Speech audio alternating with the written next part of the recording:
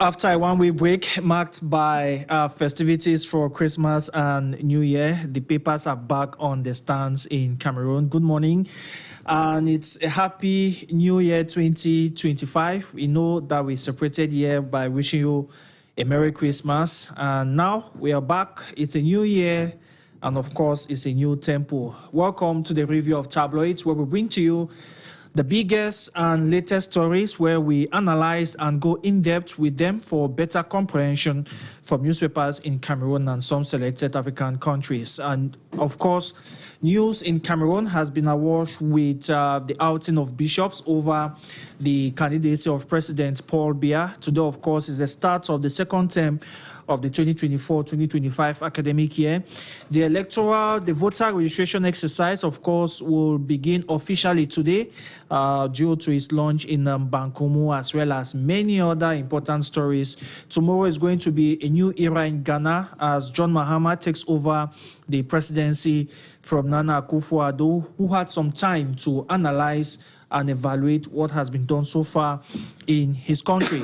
And Nigeria is taking steps to counter a new strain of a virus whose name has not yet been determined. There are fears that it could be a bigger version of the COVID-19 pandemic, and we are also going to look into that.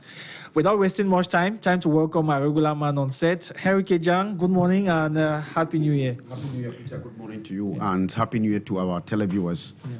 Yeah. We are happy to be back for the year 2025, and we are renewing our commitment to always be with them and to serve them in this capacity. Yeah.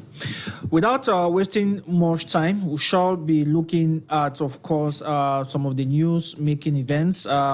Just the information that is filtering in is the official ban on activities of the Human Rights Defense Network for Central Africa, REDAC, a ministerial order signed early this morning by Paul Atanganchi following a series of tussles between the REDAC board chair, Aliscom, and Cameroonian authorities following the suspension that was meted on them last month. But also, political party leaders have spoken, have given their end-of-year messages. As President Paul Biya himself, we shall be looking at, first of all, let me ask, what explains the fact that we have political party leaders that come out every end of year to talk with Cameroonians? Before that, Peter, I would like to say that, well, the decision to ban the activities of REDAC is actually received with mixed feelings. Yes. Because of the tussle that is going on. I think that decision is too draconian. It tells you how very authoritative the regime is, that we have conflict and we cannot address this conflict in court. And so that is the same thing that happened when the Anglophone crisis started. It's because we could not exhaust, let me put it this way, we could not exhaust all the necessary avenues for peace. So we just decided to take draconian steps or measures. But you're talking about draconian steps. Yes. The office of REDAC was sealed, yes. And Barrister Aliscom went ahead and broke the seal. Yes, she was called by the Ivory SDO. Yes. About 2 times. She did not answer the summons. And of course, don't you see it's like a tit for tat issue? It is not. It is a tit for tat, but it is not. It doesn't explain the fact that they should seal. In fact, they should suspend indefinitely, right? In fact, banned activities of REDAC banned. You see, REDAC is a human rights organization that is helping a lot of Cameroonians. Apart from the fact that they are denouncing and computing some of the abuses, just like any other organization, they equally have some opportunities that are opening up for young people who are applying their trades there. I know REDAC office very well. You know it very well. We have always been going there, working in human there. rights activism. Yes, the activities that are carried on are helping a lot of young people, and now those people will be thrown up. That is the bitter side of it, is that they have lost their job this morning. Yes, eventually they have lost their job this morning. That is one thing. You see, a young man who left the house. Okay, yes, the offices were sealed, pending maybe discussions. Now, today he's at home and just hears that he has lost his job because his company has been or the organization has been sealed or has been activities have been banned from existing in the country. So it's a lot of pains. Anyway, that aside, I think a lot of ink will still flow on that particular issue. Yeah. Maybe they will still lift the ban. Yeah, right. Now you are talking about messages from political party leaders, and so it's a tradition now, yes, because all political party leaders have a message to their militants, to their members, on the way forward. Because if you're not addressing them, will be like you are not responsible for their destiny, because they need to know that their leader is existing, and the leader has a word for them, the orientation, and what their leader says. They will compare what the president of the republic is saying, and to see if the vision of the party and the vision of their leader ties with what the aspirations of the Cameroonian people. So it is obvious we followed some of them. And others who could not who could not do televised messages, we read their scripts, and we could understand the position of each and every one of those leaders. So it's important because now I'm speaking on behalf of the Social Democratic Front. The leader presented an end-of-year address that was so succinct, and it was so catchy. Listen. When you go, he started all along by quoting an African proverb, how the ancestors, that when the wind blows, it is not the tree doesn't shake, but the leaves. Because we are moving towards a new era, because we are shaking. And he is telling you things that he saw on the ground. That makes the difference with a leader who just sits and is not aware of anything. He has gone through the country from Mora, that is from the tip of Cameroon, down. Went around, and then he saw the problems of the people. He gathered the problems of the people. So he's able to speak like someone who knows the problem of the people, with examples, with testimonies from the ground. Different from some other leaders who sat in their own corners, in their confines, and they just presented their end-of-year address without taking into consideration the problem of the people. Maybe you think that you are informed, but you are not informed until you go to the ground and see it. So I think it was necessary. That makes the difference between the national chairman of the Social Democratic Front and the other leaders who sat in their small corners and did not, and just prepared their speeches, maybe from, I don't know. And that is where the people should judge a leader. All right. Now, we know that we are in an election year. How crucial can such, speeches be? For some observers, they might just think, well, it's just noise making. It should be very crucial. That is why it has an impact. That is why you are asking me this question. That's why I'm answering, and I'm talking about the impact. Yeah. You see, by saying that, I was in a classroom. Yes, others know that there is a classroom because they watch on TV that has no benches or whatever. But he is telling you that I was in a classroom. I sat with Aisatu. It tells you that he was on the field. I sat with Aisatu, but Aisatu has that quest, that taste for knowledge. But the conditions are not appropriate for her to study. But despite that, she did not give up. Now he is telling you. So those things have impact, because what he has said is what he gathered on the ground, and these things are what he's going to address if the Cameroonian people give him their votes. And that is what they're going to sell as a political program or socio-political program, an economic program to the people. He is telling you that I had a meeting with more than 50 civil society organizations and labor unions. That led to the creation of what is called Calamo, Cameroon Labor Movement, that cuts across different spheres. It tells you that, okay, that is somebody who has done something, who is working. He's brought together more than 50 organizations, and others are joining because they address the problems of the country. So these things have impact. And so when the time comes, because I followed a social media post, and someone said the leaders actually declared their candidacy. And then I laughed. I remember maybe I talked to you behind. The time for candidacy will come. I said, but SDF is a structured party. Let us not mix. It's a structured organization. and they don't do things the way others do. No, to the best of my knowledge, no one, as the national chairman, has never said he is the candidate. Because according to our text, once the electorate is called, they called an extraordinary convention to choose the party's candidate. That is clear, and everybody knows this from, the creation of the party. So, what the party is going to project to its people will be its socio-political and economic program. If that is where we'll be able to judge who can do what, and if these programs are appealing, that is what you vote. You are not voting for the president. You are voting for the program. And of course, talking about the presidential candidates, we all know that the last person to announce her candidacy, we do have a first woman, who is Honorable Patricia Tomaino Ndamjoya. She has announced that she will be a candidate. Yes, she has officially announced that she will be a candidate. She did that on New Year Day in Fumban. We know that Patricia Tomaino Ndamjoya is the mayor of Fumban, former member of Parliament and chairman of the Cameroon Democratic Union, the CDU, just to let our televiewers know that.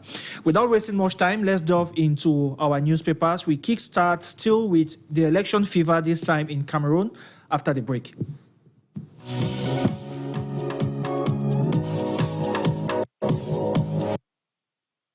Cameroon Tribune, his stance with news about the voter registration exercise for 2025. It says in French, inscription sur les listes électorales, le temps est compté. Cameroon Tribune highlights that Elections Cameroon will officially launch this Monday in Bankomo the annual operations for the revision of the voter register, looking at the situation of the electoral year. Of course, we know that the voter registration exercise will not end on August 31, as usual, and that tells us that there is so much work to do on all parties to guarantee that the exercise is successful.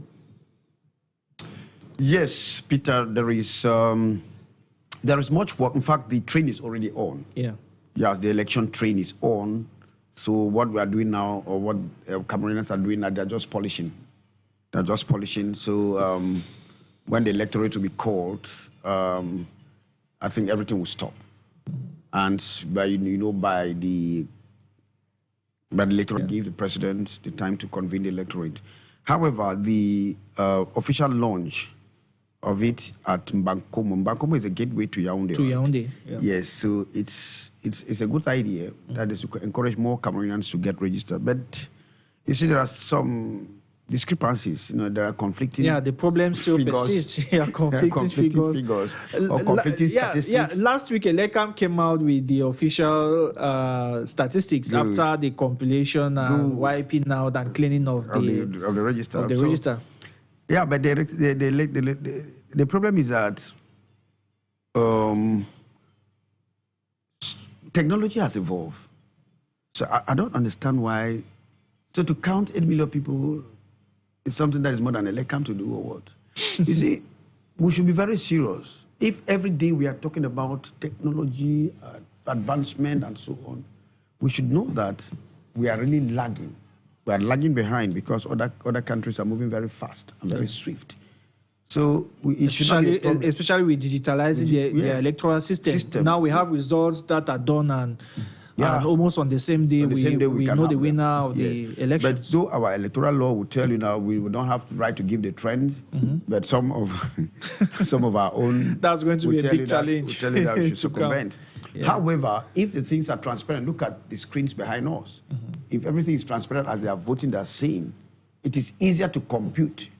Okay, it is today that the Americans will certify, the Supreme Court will certify, the Congress will certify, officially certify the victory of Donald Trump. But everybody knows that he has already won. Okay, that same day we knew that he has won. So as they're watching on the screen, from the different polling stations, we can be able to compute and do the calculations with our experts in our own party and and already know that we have won, right? But now, because this is the advancement in digitalization, so if we did not get to this stage, or if we are not able to get to this stage, then it tells you that there is no difference between today in this digital age. And yesterday, 30 years ago, 30 years ago, is it 32 years when we had the first multi-party elections? Yes. So it means there's no difference between that day, that time, and now. There is no difference. If you tell us that we should not know the trend, and the trends cannot be published, and we cannot immediately tell who is already leading. Who is already leading? You should be able to tell who is leading the polls. And it happened in Ghana, it happened in Senegal, it happened in Botswana. In Botswana. All the countries, they're telling you that, okay, Peter is already leading in this area, Henry is leading in this area, and we are competing gradually and moving. So, but yeah, they will tell you nobody has a right to say anything. No, things have changed and things need to change with Cameroon. Now, let's look at still the issue about it. The head of state mentioned it in his State of the Nation address, highlighting one of the major problems that hamper voter registration, which is the production of ID cards. We understand that. Another issue is somehow some faulty machines and so on. The exercise officially kicks off today, even though it started on the 2nd of January. Now, on the part of the political leaders themselves, how can they navigate through this to ensure that they get many more Cameroonians registered on the electoral list? You have asked two questions, talking about, in fact, you have raised two problems. Raising the problem of identity cards, yes, and the president recognizes that. Peter, let me tell you that I don't move my identity card because I'm afraid it might get missing. If it gets missing, I'm finished. You're finished. So the other day, I went somewhere, then the guy asked me, card identity, I said, my pet Kejang. I said, I'm Kejang. It is me, Kejang. Right? I mean, at least for that, I have that advantage because I'm a media. You're a media man. I'm a media person. So I go to when I'm traveling, it's when I'm traveling. When I'm traveling or when I'm going for any other banking transactions, I don't move my ID card in town. If like the police arrest me, they will arrest me. Then we'll go there. I will send someone to bring it from the house, and then they will release me. Yes, because I'm taking measures to make sure the production of ID cards, because it's becoming too complicated. Now you produce your ID card the same day with your passport. Your passport will come 48 hours after your ID card. Hours now. Within hours now. The passport now doesn't need to even go to 2 days. Since they have already created Douala, Babeda, yes. Here, you can do your passport now at maybe 10 a.m. by 2 p.m. It's how they call you. You have the message. Why can't we have the identity card done same? Are we saying that the identity card is too complicated, or the information that you have in the identity card are more than the information that you have? Well, following the convention, we assume that the infrastructure is being put in place. No, we understand. It is supposed to start this year. In fact, this January. Yeah, this January. Now, do you think that thing was for nothing to put in this January 2025? People did not see it because it fell on the electoral year. Okay. That notwithstanding, the problem is there is a problem. The problem is there is a problem with the production of ID card. Yeah. And we should not belabor that aspect. Now, what are political leaders doing? Yeah, the responsibility of political leaders to galvanize Cameroonians for voter registration. The only thing is to tell them, I had this argument yesterday on a certain television station. The problem is the political leaders will call on Cameroonians just like the civil society organizations are doing, but it's just like carrying a horse to the stream. And you not force the horse to drink water, right? Yeah. The political leaders are calling. And not when they say the political leaders, I don't understand sometimes what you people mean. Once, for example, Honorable Osi says, you people should get registered. Vote and stand there and secure your votes. He has passed the message. So the message now goes down to who? To the other leaders. When I say leaders of the party. Yeah. It moves to what? To the regional chairpersons. It moves to the district chairpersons. It moves to the ward chair and so on and so forth. That is what, those are leaders. The political leader is not only the heads of the party. No, not only the heads of the parties, of course. All of us, everybody who has a responsibility at the level of the party. Like in the Social Democratic Front, all the shadow cabinet ministers are involved. All the members of the National Advisory Council are involved. All the members of NEC are involved. The Secretary General, the secretaries, etc. Everybody's involved along that chain. The district communication secretaries are involved. The ward secretaries, communication secretary, everyone is involved. So and everybody would go down, we tell them, please get registered, stand there. It is important to secure the vote. Why do we say so? Because people know that there's thievery, there's theft. Otherwise, because when they tell you that don't give trends, I mean you, the media, it means that we want to steal, right? Yeah. So you should not be able to tell people that this is, no. Because they will tell you, no, we'll be able to proclamation. But once we already see that Kejang is leading Peter by 10,000 votes here, and Peter is leading me by 15,000 votes, try to see all those things. And when all those things are coming, people should know. People should know. That is why they tell you, the political leaders are telling you, and when you are going to the police station, go with torch. Yes. Now, formerly we're going with lamps. Now we have these we don't know whether it's some form of devilish act, but in most polling stations on poll day, the lights always go off. No, it's wickedness, it's devils. See, I was there. I was controlling in one police station. I was the head of that police station for my party. Thank God we had the torches. Light went out. Light went out. And they did it deliberately. Somebody went behind the house, behind the this and put off the switch. But unfortunately for that person, it could not hold because even with the lights, we had the torches already on to make them know that even without this thing. See, but we should not be doing that. We should not be doing that. Once the stations close at 6, we should be able to have the trends from that moment. So people are advancing. We are already still going back 30 years ago. All right, let's move now to Cameroon Insider. Cameroon Insider says there's a new tool to catch government payroll thieves. According to the paper, the personnel and payroll management application software known as EGLE has become effective since January 1, replacing CGPS and Antelope systems. But the big question remains, will this be how effective is this? No, but the Minister of Public Service and Administrative Reforms is saying that it's a turning point. It's a turning point. Which means that from there they were able to handle those cases without any problem. But we should understand that we are always late. We are always late. I don't know if the Minister of Public Service and Administrative Reforms knows the number of workers, government workers. I don't think he knows the exact number of government functionaries or state agents. Now, before you continue, one advantage of the EGLE system, as revealed by the minister, is that it will automatically determine the advancement of grade of workers. That is just to determine. One of the. Yes, of course. That people will no longer need to be submitting papers, files, or moving around to Yaoundé, meeting intermediaries and so on, but which is a good thing. If they know that after 4 years, or after 3 years, you have to move to this grade. After 5 years, you move automatically right up to maybe the highest indices. Maybe it's 1,140 at the public service. And all the advantages as such should be determined by that system. Then if that happens, it's a good thing. But don't forget that at one point in time, they will tell you the machines are faulty. Or the system has developed a virus. Someone has bugged the system. Someone has penetrated the system. Bugged the system. Yes, it happens because those machines were made by man. Some very wayward people can go now and then inject something. It's right. Those who don't like progress. Those who want... No, they to complain.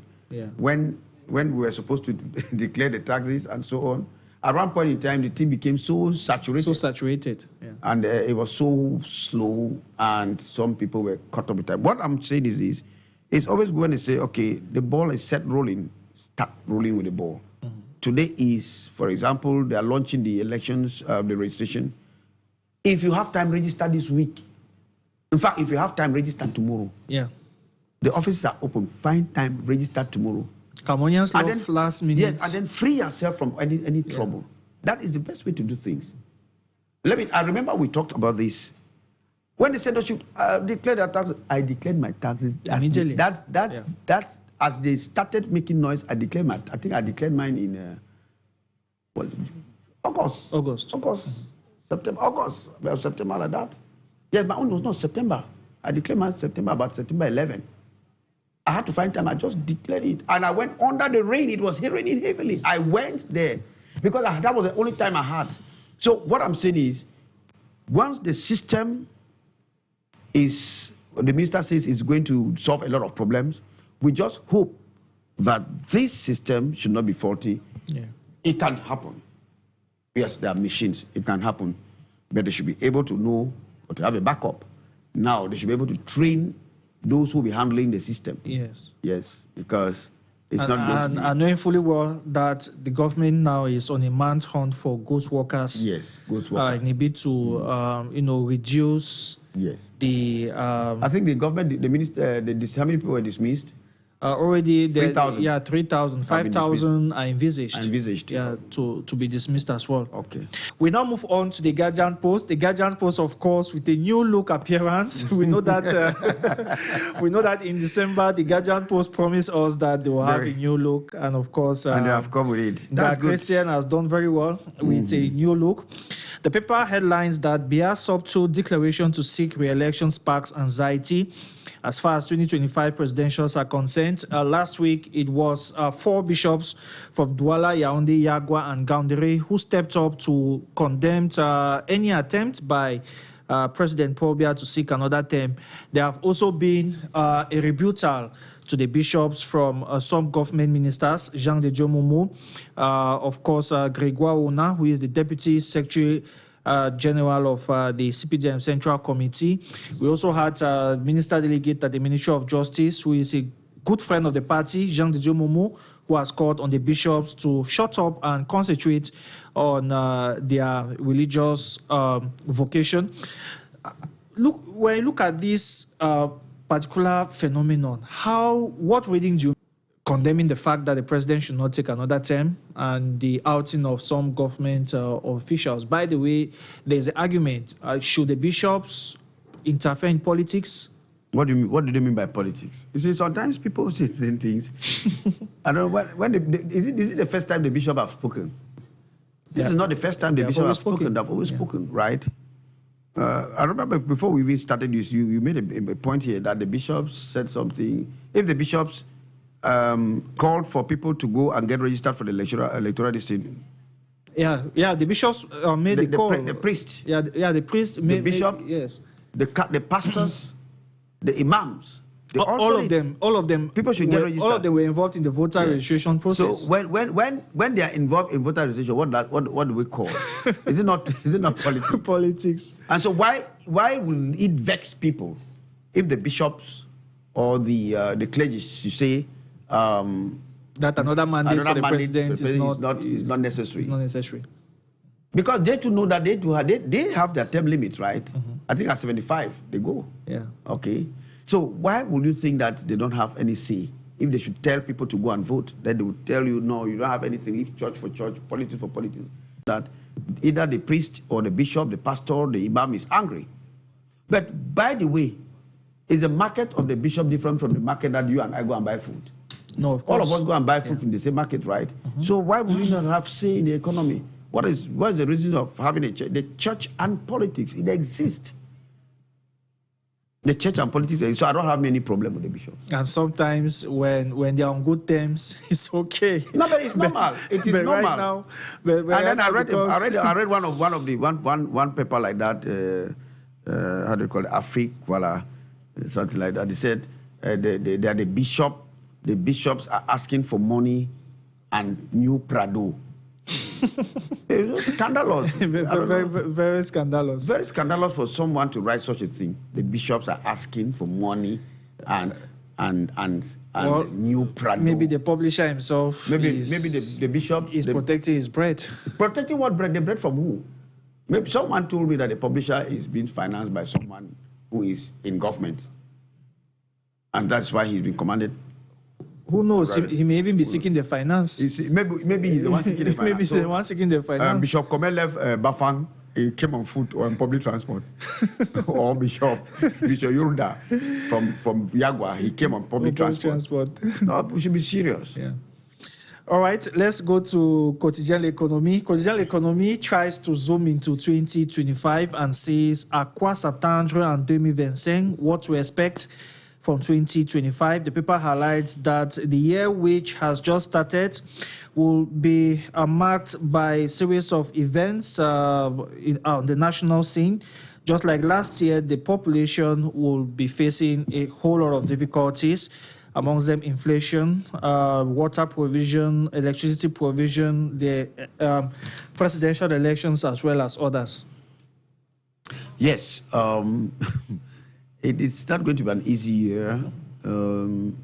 Prices of basic commodities are still already up, and they've already been increased. Yeah. President Paul Biya in his end-of-year address to the nation talked about reducing inflation by 4%. By 4%. Yes, of 4 to 3%, and that it has reduced, or it reduced from 7 to 5% in 2024, from 2023 to 2024. Now, but if we are reducing inflation and the cost of goods and services are still increasing, then we might still have an inflationary situation. It's very obvious. However, we should apply what he said. If they put those things in practice, energy, we don't have energy, road transport, because the roads are bad. Yeah. And so if the roads are bad, the transport fare will go up. But knowing fully well that the cost of fuel is already there. Up. Yeah. So, and we are afraid that fuel prices might go up maybe in the month of February. Well, even though finance minister said already assured that is so not we possible. hold him by that, but they should not come and tell us again that because of the international dynamics, because that's the language that they like to use, say the global dynamics. Yeah. Okay, the global dynamics has made it that we should not be able to have. We are forced to, we are forced to increase. Yeah.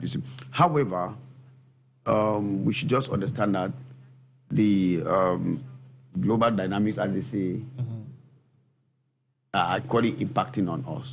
The only good thing that we have in Cameroon is we have a diversified economy.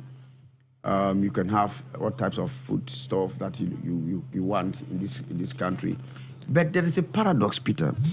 The paradox is that once you go to the market, you see the waste. Yeah. The waste is too much. That's a big problem. It's too much. And even in homes, you see food wasted. And every day I keep shouting, I say, you are wasting food in this house. I say, you are wasting food. Yeah, tomorrow when there will not be food. That's a major problem. It's a major problem. Yeah, they will complain. There is a lot of the prices, but when they go home, they still waste. So nobody controls anything. So finally, what do? We don't conserve. We don't have conservation means. That's a big problem. And of course, we do hope that households themselves can take the responsibility. Let's take a short break. We move to West Africa in Nigeria, where the government is bracing up to tackle a new virus from China.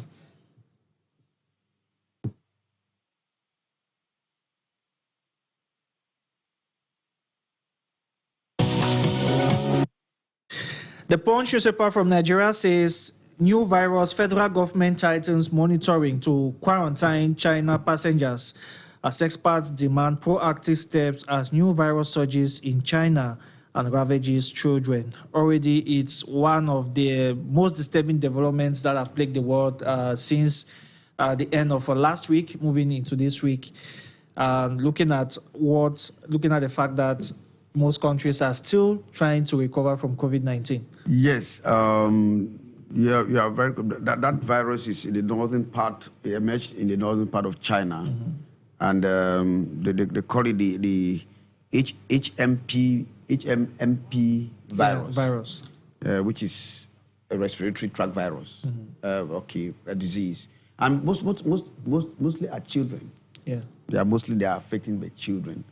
But the Chinese have actually assured that it's not going to spread, and it's not going to take the momentum which COVID-19 took. COVID-19 took. But I pray that, they're already working very seriously on, quarantining the situation so that it should not spread. You just talk about Nigeria. The federal government has already begun tightening monitoring. Yes. And quarantining passengers from China.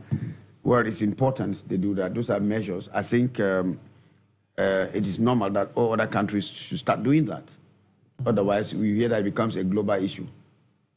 All right, still on the Punch newspaper this morning, Peter Obi says that the Labour Party can win 2027 poll without any merger. That's left to be seen. Oh, come on. We know that we already 2025 will mark at least will mark halfway into Tinubu's presidency. Time flies. Yeah, time flies. And the other political parties are already trying to brace up. You'll get that story on page 7 of the Punch newspaper.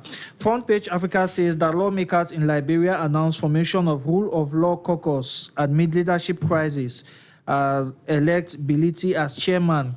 And the paper highlights that the rule of law caucus is aimed at ensuring the rule of law in the country as well as the parliament. You'll get details of that on page 7 of Front Page Africa. We now take a short break. Where we come back, we get into East Africa, where it's a rough start for school in Kenya.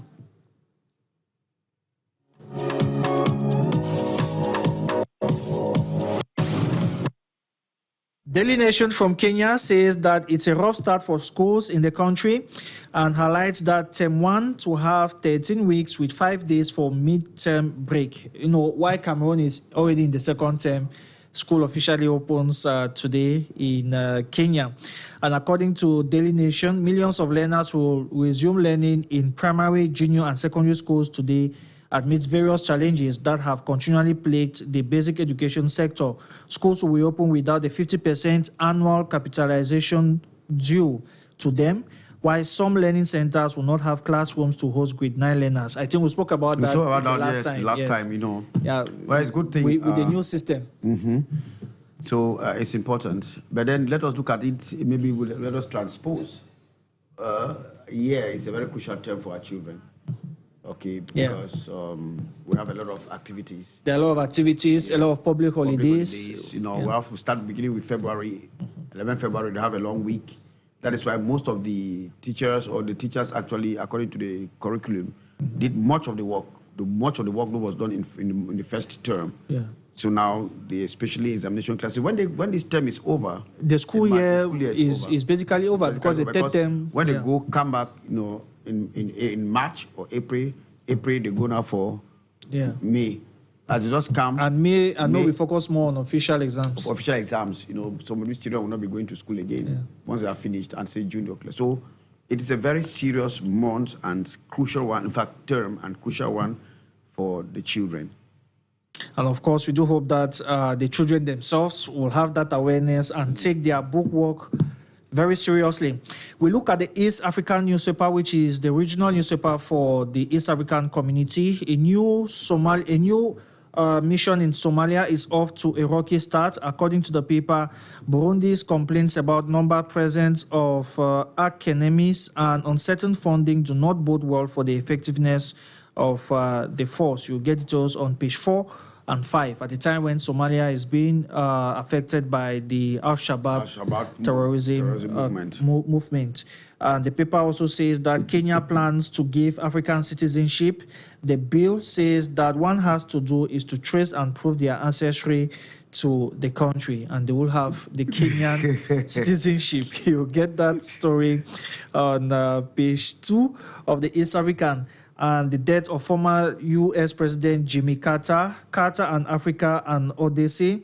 We know that according to the paper, his engagements continued beyond his tenure at the White House. He served only one term. But through the Carter Foundation, of course, that was where he really made his mark. Yeah. Especially in Cameroon, where he was very involved in the fight against river blindness. That's true. And a lot of things. You know, he made, when you hear the Camp David Accord. Yeah. Okay. That which is a historic. Some historian says that his honesty could not make him go beyond one term because he was brutally honest with situations. He could look Americans in the face and say, "We have erred towards maybe the Middle East. Let's see how we can fix things." And so recipes. Yeah.